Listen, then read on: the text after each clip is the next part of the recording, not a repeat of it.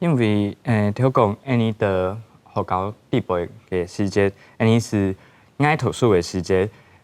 有法镜嘛，哦，还会穿制服，哦等等的。那当时其实并没有一个管道，做得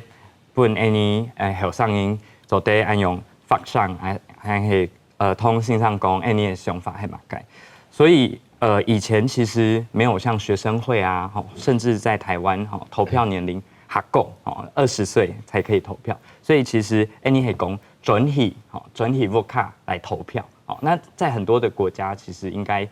不是说回去投票，它有这个邮寄投票啊，让年轻人可以用比较低的这个门槛，我们可以讲准许vote 卡才可以投票。那现在其实，在大部分的学校里面，高中啦、高中，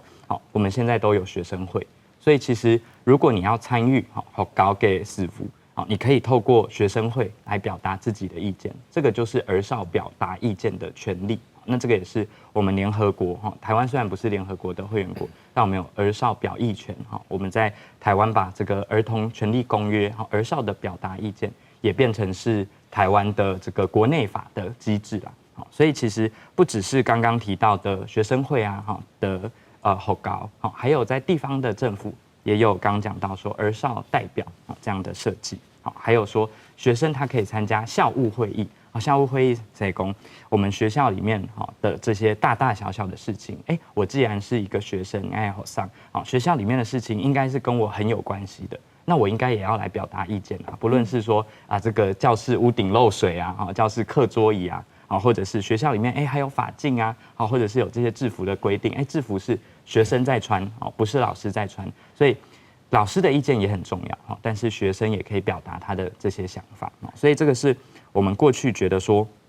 学生或者是说年轻人，他不需要太多的意见，他就成为一个好像政策执行的时候，他就间接的这个接收而已。但是还有商业模空用